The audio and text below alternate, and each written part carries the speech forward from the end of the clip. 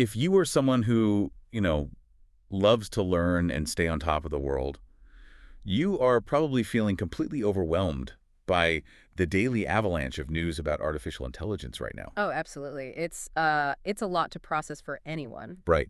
And usually when we talk about AI, the conversation is incredibly practical. We focus on like job automation or deep fakes or how it's going to impact the stock market. Yeah, we always expect this clean economic narrative. Exactly.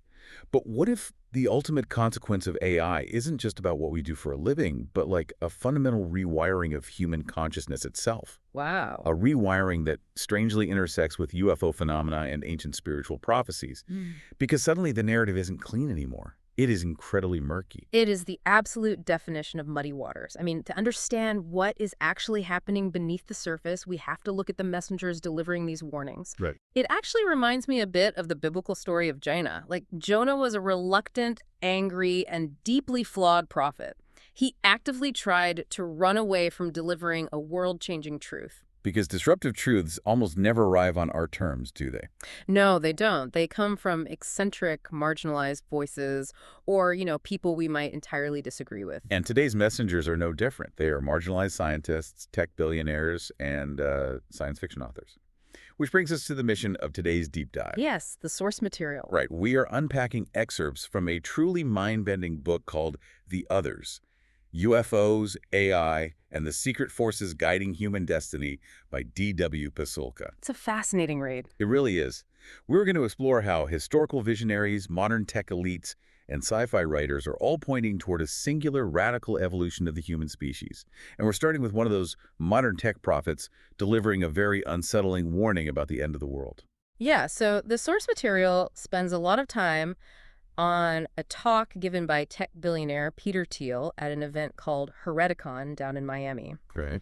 And Hereticon is this conference specifically designed for, outlier thinkers. And real quick, before we dive into his theories, I want to make it absolutely clear to you, the listener, that we are impartially reporting the viewpoints found in this book regarding politics, globalism, and tech hegemony. Right. Very important distinction. Yeah, we are not endorsing Thiel's views or taking any political side whatsoever. Yeah. We are simply conveying the philosophical ideas contained in the original source material. Which is really important context because at this conference, Thiel discussed the concept of the Antichrist. Wow, okay. But he wasn't talking about like a cartoonish, violent tyrant. Yeah. He drew heavily on a 1907 novel by Robert Hugh Benson called Lord of the World. I've heard of that one. Yeah, so in Benson's vision, the ultimate threat to humanity is actually a global system of comfortable, benevolent secularism. Benevolent. Yeah, it's a society that offers so much peace and technological convenience that people just willingly surrender their agency. They just hand it over because life is so easy. Exactly.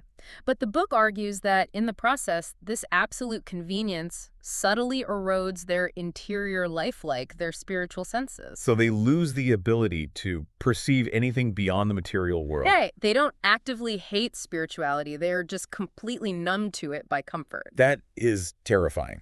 And to understand how technology actually achieves that numbing effect, the source brings in the work of French academic René Girard and his theory of mimetic desire. Yeah, Girard's work is crucial here. Because his core idea is that human beings don't desire things independently. We learn what to desire by imitating others. Right. If you see someone else wanting a specific lifestyle, you suddenly want it too. Which inevitably leads to rivalry.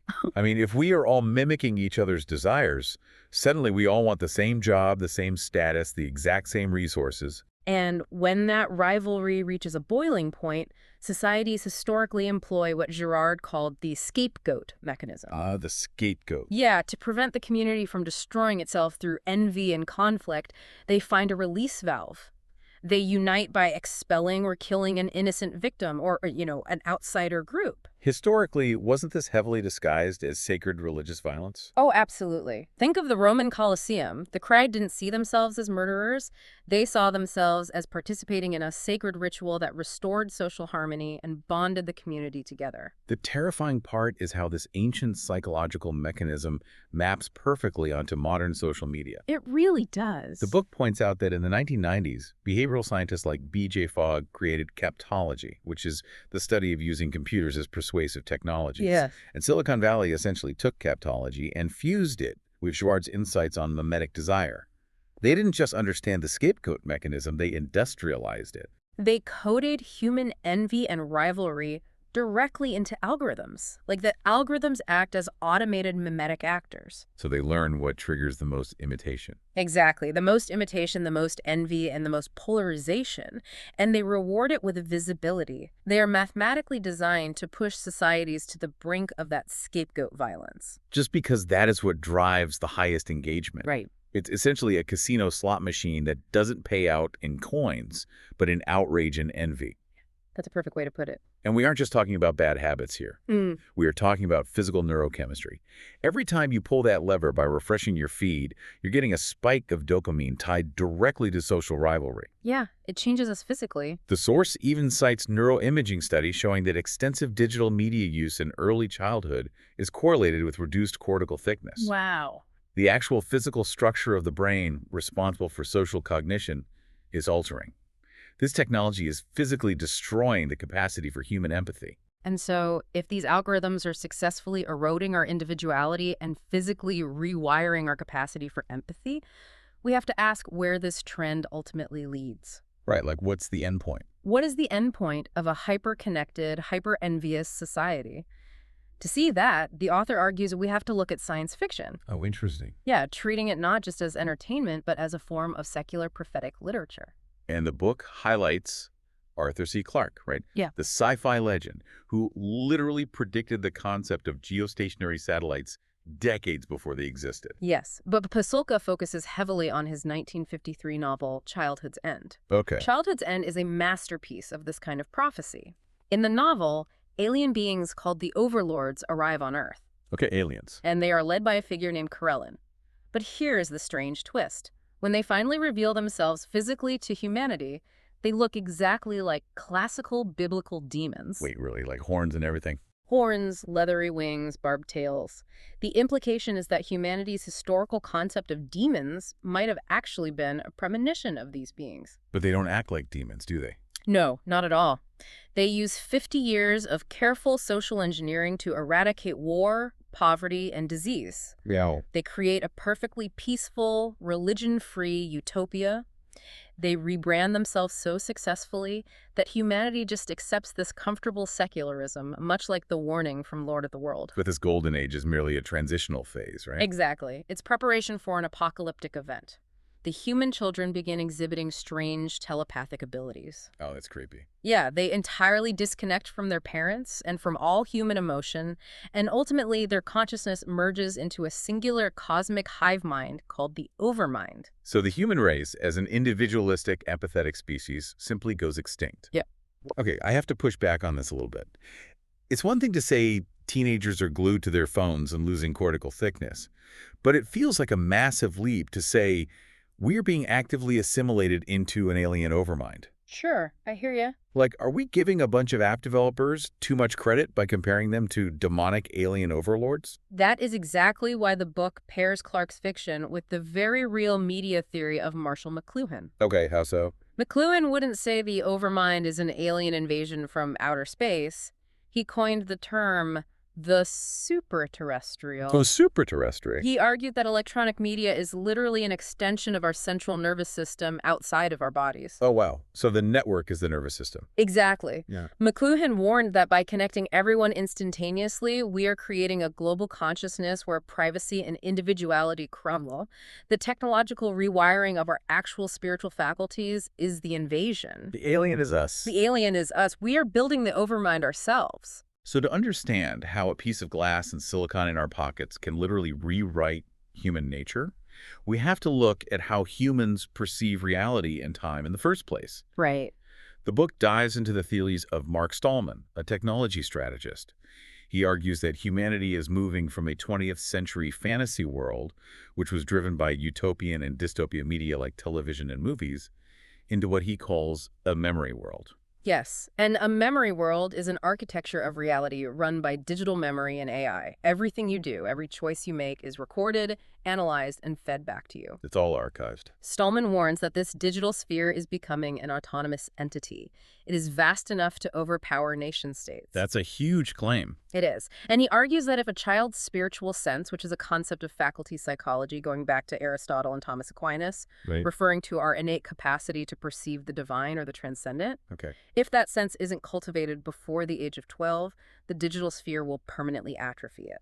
To explain how profound this is, the book contrasts our modern digital architecture with Gothic cathedrals, like Chartres in France. I love this example. There's this incredible anecdote about a young atheist who is hiking through Europe. He walks into these cathedrals and ends up converting to Catholicism. Just from walking in. Yeah.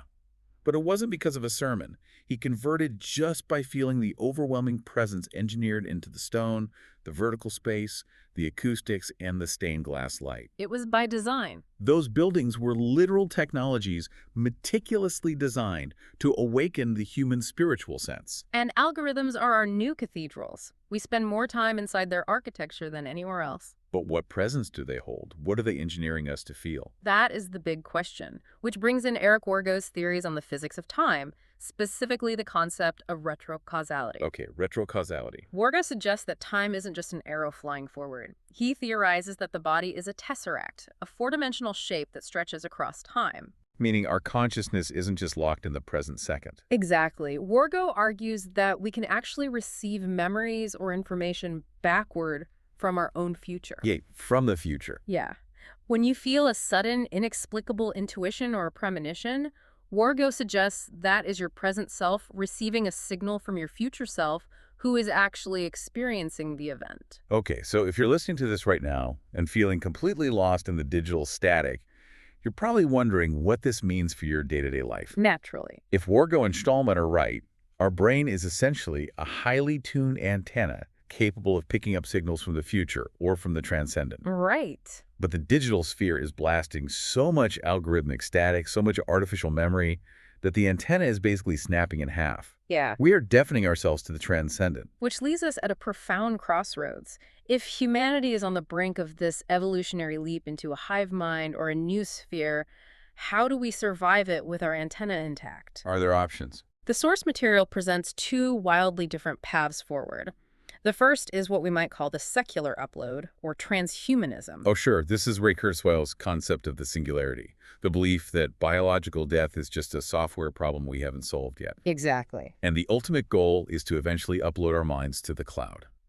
The book highlights how this is already beginning with the chilling rise of grief tech. Yeah, grief tech is wild. There's a real-world example of a Chinese AI firm called Superbrain. They created a ghost bot of a couple's deceased 22-year-old son. Wow. Yeah, reconstructing his personality using just a few seconds of audio and video. Or you look at apps like Replica, where millions of people are forming deep romantic attachments to chatbots. But that path is merely a simulation of presence without a soul. It's fake. Right, it mimics transcendence, but it's fundamentally hollow because it bypasses the physical reality of the human being. The second path is spiritual transfiguration. Okay, how is that different? To understand this, the book traces the history back to the Russian cosmists in the 19th century, particularly a thinker named Nikolai Fedorov. He proposed something he called the common task. The common task. Yeah. And Fedorov believed that humanity's ultimate scientific and moral duty was to literally conquer biological death, resurrect all our ancestors through science, and travel the stars. It sounds crazy. It sounds like pure sci-fi, but he saw it as a profound moral obligation.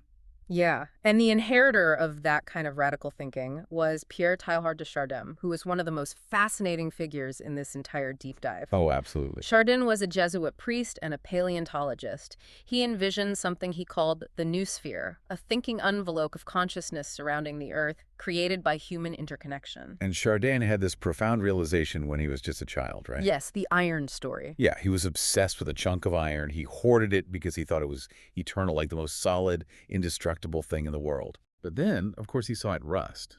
That devastated him. But it taught him that the material world fundamentally decays. It led him to seek the eternal within the material world through the lens of evolution. Because of that, Chardin didn't believe we were heading for a cold, tech-driven singularity where we abandon our bodies, like the Silicon Valley vision. No uploading to the cloud for him. No. He believed evolution was driving us toward the omega point, resulting in the creation of the ultra-human. The ultra-human. This is a state where our technological advancement and our moral and spiritual evolution fuse to create a transfigured body. And he wasn't talking about cyborgs here. He was referencing the Apostle Paul's ancient idea of a spiritual body, the pneumaticon summa. Yes, exactly. He also drew on Dante's concept of transumanar, the process of passing beyond the human state into something divine. The mechanism here is what separates the two paths. The transhumanist approach separates the mind from the body and entirely ignores morality. Because it just treats consciousness as raw data. Exactly. Chardin argues that true evolution requires a moral factor. The noosphere isn't just data transferring between servers. It is an environment built through human intention, through shared suffering, and through active love. Basically, the tech bros want to just save human consciousness onto a hard drive, leaving all the messy biological and moral stuff behind. Right. But Chardin and the cosmists are saying, no, you have to entirely rewrite the operating system from the ground up, using morality and deep spiritual effort. You can't just bypass the soul and expect to become transcendent. All of this theory about transfiguration in the noosphere is fascinating, but it stays strictly theoretical until you look at someone actively living through it. Oh, we have to talk about Dana. Yes, the book grounds these massive concepts in a very real modern story. Dana is a trans woman and a highly successful biogerontologist, which is a scientist who specifically studies the biology of aging. And as a teenager, she had a terrifying experience with sleep paralysis. She woke up paralyzed and saw a literal black-robed figure holding her ankles down to the bed. It was the classic archetypal image of death. It's so scary. But rather than just being a nightmare, that terrifying encounter sparked her lifelong scientific mission to conquer aging and death. She is actively pursuing Fedorov's common task. Exactly. But her journey takes an even more extraordinary turn in 1980 when she was a deeply stressed out graduate student. Yeah. She sought refuge in the Hus Philosophy Library at USC, and she described the architecture of that library as feeling like a cathedral. Going back to that idea of spaces designed to awaken the spiritual sense. Exactly. So, looking for relief from her academic stress, she took an EST self-hypnosis seminar.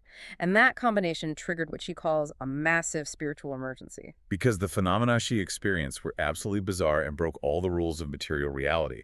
She suddenly developed heightened telepathic senses. Yeah, she did this card trick where she blindly pulled the 3 of hearts twice in a row from a deck, and then successfully instructed a friend to do the exact same thing telepathically. That is wild. And later, she was watching a black and white television, but when a brush fire came on the screen, only the flames appeared in vibrant, impossible color. Her perception of reality was entirely fracturing.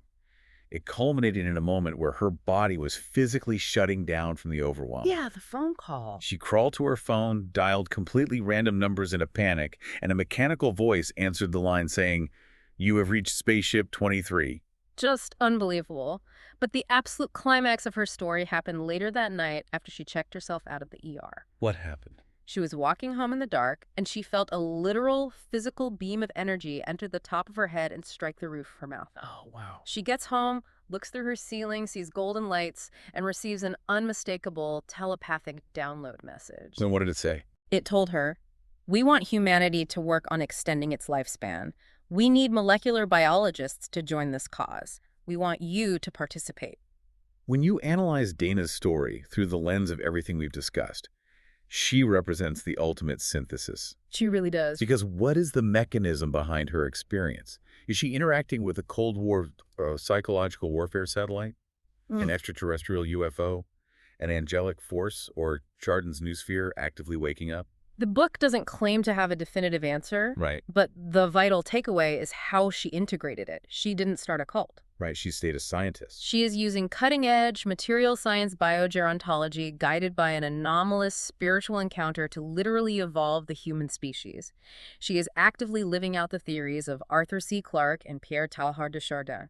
She is the ultra-human in progress. So to you, the listener, when you open your phone today, when you scroll through your feed, or when you use an AI agent to draft an email, remember that you are participating in the construction of this noosphere. You aren't just using a neutral tool to save time. Exactly. You are stepping into an active, globally connected environment that is actively reshaping your capacity for empathy, your memory, and your spiritual connection. The algorithms designed by Silicon Valley are demanding your attention, and in return, they are shaping your desires through that mimetic rivalry. The question the book leaves us with is whether we will let this digital environment numb our interior life into a comfortable secularism, or if we will actively cultivate our spiritual senses to navigate it. Cultivation is key. We have spent this whole deep dive worrying that AI and the digital sphere will crush human spirituality.